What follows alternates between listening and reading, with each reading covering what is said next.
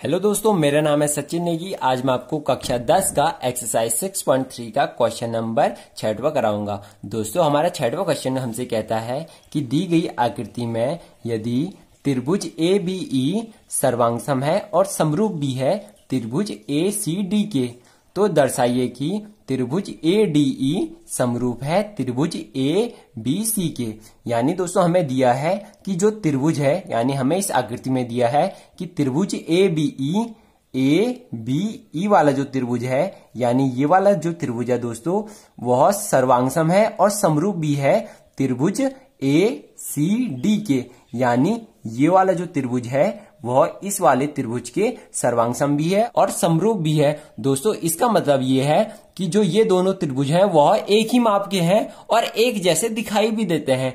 अब हमने दोस्तों सिद्ध करना है कि त्रिभुज ए डी ई वाला जो त्रिभुज है दोस्तों, वह समरूप है त्रिभुज ए बी सी के। यानी ये छोटा वाला त्रिभुज इस बड़े वाले त्रिभुज की तरह ही दिखाई देता है। अब हमने दोस्तों इन दोनों को समरूप सिद्ध करना है। अगर दोस्तों हमारे पास सिद्ध करने के लिए इस प्रकार की कोई भी क्वेश्चन आते हैं, तो जो हमारी नंबर 1 हेडिंग आती है दोस्तों, वो आता है दिया है। और दिया है में दोस्तों हम क्वेश्चन के बारे में ही लिखते हैं। यानी हमें क्वेश्चन में क्या क्या जानकारी दी रहती है उसे हम दिया है की जगह पे लिखते हैं। अब हमें दोस्तों क्वेश्चन में केवल एक जानकारी दी है कि त्रिभुज ए बी ई, हमें केवल इतना दिया है कि त्रिभुज ए बी ई वाला जो त्रिभुज है वह दोस्तों सर्वांगसम भी है और समरूप भी है त्रिभुज ए सी डी के। अब हमारी दोस्तों जो दूसरी हेडिंग आती है दोस्तों, वो आता है सिद्ध करना है। यानी हमने क्वेश्चन में किस चीज को सिद्ध करना है उसे हम यहाँ पे लिखते हैं, सिद्ध करना है। दोस्तों हमने क्या सिद्ध करना है तो हम उसे यहाँ पे लिखेंगे। दोस्तों आपको इस फॉर्मेट को भूलना नहीं है। अगर आप इस प्रकार के क्वेश्चन करते हो तो आपने इसी फॉर्मेट में लिखना है। तो हमने त्रिभुज ए डी ई को समरूप सिद्ध करना है दोस्तों त्रिभुज ए बी सी के। यानी हमने ए डी ई को समरूप सिद्ध करना है ए बी सी के।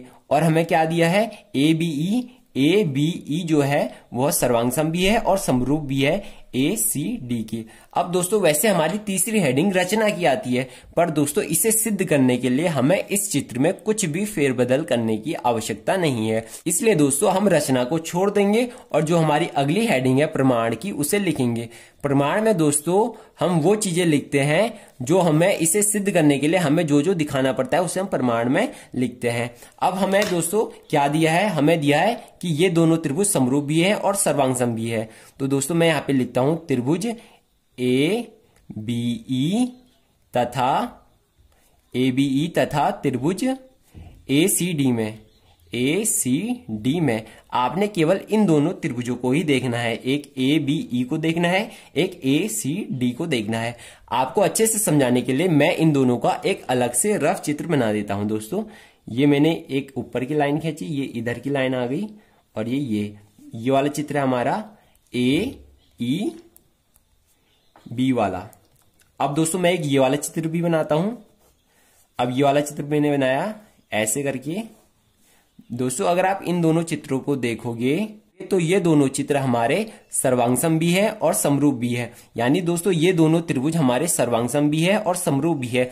इसलिए दोस्तों इनके संगत भुजाएं बराबर होगी, क्योंकि दोस्तों ये दोनों त्रिभुज सर्वांगसम है और सर्वांगसम त्रिभुजों के संगत भुजाएं बराबर होती है। इसलिए दोस्तों हमारा आता है कि जो ए ई वाली भुजा है, इसलिए दोस्तों हमारा आता है, इसलिए जो हमारी ए ई वाली भुजा है वह बराबर होगी दोस्तों ए डी वाली भुजा की। क्योंकि दोस्तों ये दोनों क्या है, ये सर्वांगसम है, इसलिए ये दोनों भुजाएं बराबर होगी। इसी प्रकार ये दोनों भुजाएं भी बराबर होगी। यानी ए बी जो है दोस्तों, जो ए बी है दोस्तों वह बराबर होगा ए सी के। ये दोनों भी आपस में बराबर होगी। इसी प्रकार दोस्तों तीसरी भुजा भी बराबर होगी। यानी हमारी जो बी सी है दोस्तों वह बराबर होगी डी सी के। हम दोस्तों यहाँ पे लिख लेंगे, चूंकि त्रिभुज ए बी सी जो है वह सर्वांगसम है और समरूप भी है त्रिभुज ए सी डी के। इसलिए दोस्तों हमारा ये आ चुका है, क्योंकि सर्वांगसम त्रिभुजों की संगत भुजाएं आपस में बराबर होती है, इसलिए ये वाली भुजा इसके बराबर, ये वाली भुजा इसके बराबर और ये वाली भुजा इसके बराबर। इसलिए दोस्तों हम ऐसा लिख सकते हैं, यानी हमारा क्या आ चुका है, हमारा आ चुका है कि जो ए ई है दोस्तों वह ए डी के बराबर है।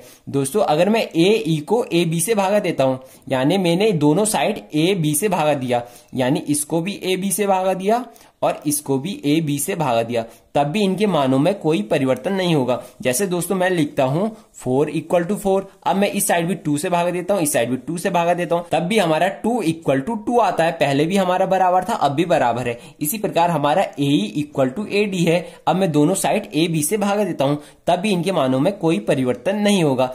अब हम दोस्तों यहां से कर सकते हैं A E upon A B, A E upon A B equal to दोस्तों A D upon A B, और हमारी ए बी की वैल्यू है दोस्तों ए सी, तो मैं दोस्तों ए बी की जगह पे ए सी लिख दूंगा। तो हमारा दोस्तों ये आ चुका है और हमारा दोस्तों क्वेश्चन 70% सॉल्व हो चुका है। अब हमारे दोस्तों ये आ चुका है। अब हम दोस्तों हमने इन दोनों को जो है वह समरूप सिद्ध करना है, तो मैं यहां से लिखता हूं अब त्रिभुज ए डी ई तथा त्रिभुज ए बी सी में आपने एक इस छोटे वाले त्रिभुज को देखना है, एक इस बड़े वाले त्रिभुज को देखना है। अब मैं इनका भी चित्र बना देता हूं, एक रफ चित्र आपको अच्छे से समझाने के लिए। अब मैंने दोस्तों ये चित्र बना दी है आपको अच्छे से समझाने के लिए। तो हमारा पहला त्रिभुज है ए डी ई, तो मैं इसका नामकरण करता हूं ए डी ई। दूसरा त्रिभुज हमारा ए बी सी। अब दोस्तों मैंने ये दोनों चित्र बना दिए हैं। अगर दोस्तों आप इन दोनों चित्रों को देखोगे तो जो ए वाला एंगल है वह यहां जितना है उतना ही यहां भी होगा, क्योंकि जो ए वाला एंगल है दोस्तों वह दोनों में है, इसलिए जितने डिग्री का यहां पे होगा उतने ही डिग्री का ये वाले त्रिभुज में भी होगा। ये तो आम सी बातें हैं। इसलिए दोस्तों हम यहाँ पे लिख सकते हैं कि जो कोण ए है दोस्तों वह उभयनिष्ठ है, यानी वह दोनों में है, इसलिए हम इसे उभयनिष्ठ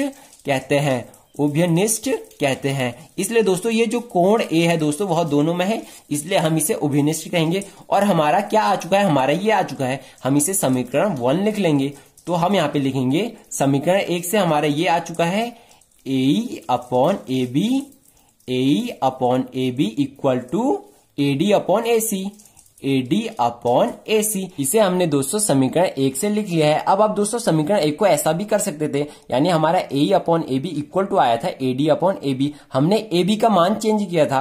अब अगर हम ए बी का मान चेंज नहीं करते हैं, हम ए बी की वैल्यू ए सी यहाँ पे डाल देंगे, यानी हमारा ए बी तो यहाँ ऐसे ही रहेगा और हमने ए बी की जगह पे ए सी डाल देना है, क्योंकि ए बी की वैल्यू ए सी है, तो हम ए बी की जगह पे ए सी डालेंगे और ये ए बी ऐसे ही रहेगा। यहाँ पे हमारा ए बी की जगह पे हमने ए सी डाल दिया, तो ये भी ए सी बन जाएगा और ये हमारा ए बी ही रहेगा, यानी हमारा ए इक्वल टू ए डी था। अब हमने दोनों साइड ए बी से भागा दिया, ए बी से यहां भी भागा दिया और ए बी से यहां भी भागा दिया।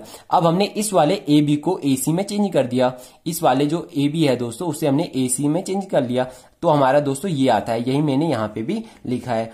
अब मैं दोस्तों समीकरण 1 से हमारा ये आ चुका है कि ए सी और यहां पे आ जाएगा दोस्तों ए बी, क्योंकि हमारा समीकरण 1 ये है और हमारा ये आ चुका है, क्योंकि हमारा ए इक्वल टू ए डी था। अब हमने दोनों साइड ए बी से भागा दिया, तो हमारे यहाँ पे ए बी और यहाँ भी ए बी आया। अब हमने इस वाले ए बी को ए सी में चेंज कर लिया, तो हमारा ये आया।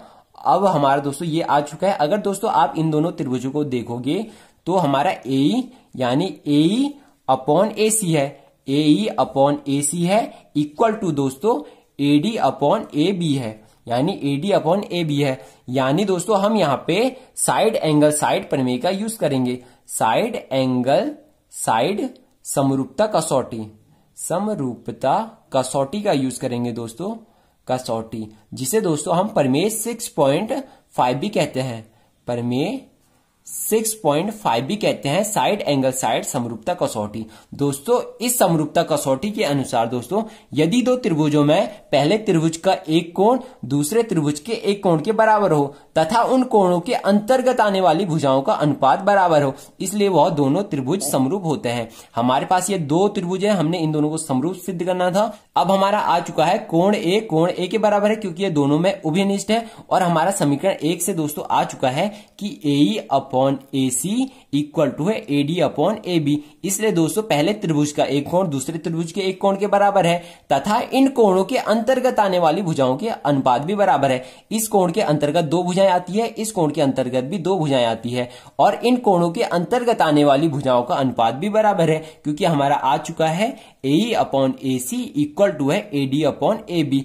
इसलिए दोस्तों हमारा जो त्रिभुज ए डी ई है, ए डी ई जो त्रिभुज है दोस्तों वह समरूप है त्रिभुज ए बी सी के। अब हम दोस्तों क्वेश्चन को एक बार और देखेंगे कि आखिर हमने इस क्वेश्चन में किया क्या, जिससे हम क्वेश्चन को हमेशा के लिए याद रख सकें। दोस्तों हमें ये चित्र दिया है और हमें दिया है कि त्रिभुज ए बी ई वाला जो त्रिभुज है वह समरूप है त्रिभुज ए सी डी के। अब मैंने दोस्तों इनकी यहाँ पे चित्र बना दिया, यानी मैंने ए बी ई का यहाँ पे चित्र बनाया और ए सी डी का यहाँ पे चित्र बनाया। अब ये दोनों त्रिभुज जो है दोस्तों वह सर्वांगसम भी है और समरूप भी है। अब दोस्तों ये सर्वांगसम है दोस्तों, इसलिए इनकी संगत भुजाएं भी बराबर होगी। इसलिए मेरा आ चुका है ए इक्वल टू है ए डी के और जो हमारा ए बी है दोस्तों वह इक्वल टू है ए सी के। अब हमने दोस्तों यहाँ पे ए इक्वल टू ए डी लिखा, यानी हमने ए इक्वल टू ए डी लिखा क्योंकि ये दोनों बराबर है। अब हमने दोस्तों दोनों साइड ए बी से भागा दिया, इस साइड भी ए बी से भागा दिया और इस साइड भी ए बी से भागा दिया। अब हमने यहाँ पे ए बी की वैल्यू ए सी डाल दी। अब हमने यहाँ पे ए बी की वैल्यू ए सी डाल दी, इसे आप छोड़ दीजिए। अब हमने ए बी की वैल्यू ए सी डाल दी तो हमारा ये आ चुका है। अब हमने दोस्तों इन दोनों को समरूप सिद्ध करना था तो मैंने लिखा त्रिभुज ए डी ई तथा त्रिभुज ए बी सी मैंने यहाँ पे इनकी अलग से चित्र बनाया है। अब दोस्तों जो कोण ए है दोस्तों वह दोनों में है, इसलिए ये कोण उभयनिष्ठ है और हमारा ये आ चुका है। हमारा आया है A upon A C equal to है A D upon A B. अब हमने यहाँ पे साइड एंगल साइड समरूपता कसौटी का यूज किया। ये हमसे कहता है कि यदि दो त्रिभुजों में एक एक कोण बराबर हो तथा उन कोणों के अंतर्गत आने वाली भुजाओं का अनुपात बराबर हो। यहाँ पे मैंने दोस्तों अनुपात बराबर दिखा दिया है, इसलिए दोस्तों वो दोनों त्रिभुज समरूप होते हैं। इसलिए दोस्तों हमारा आ चुका है कि ए डी ई समरूप है ए बी सी के, ए डी ई समरूप है ए बी सी के, ए डी ई वाला त्रिभुज समरूप है ए बी सी के और हमने इसको ही सिद्ध करना था। दोस्तों आपको यह वीडियो कैसी लगी कमेंट बॉक्स में जरूर बताएं। अगर आपको इस वीडियो से रिलेटेड कोई भी डाउट हो तो कमेंट बॉक्स में जरूर पूछें, हमें आपके कमेंट का इंतजार होगा। और ऐसे ही और वीडियो पाने के लिए चैनल को सब्सक्राइब करना ना भूलें। Thank you, have a nice day.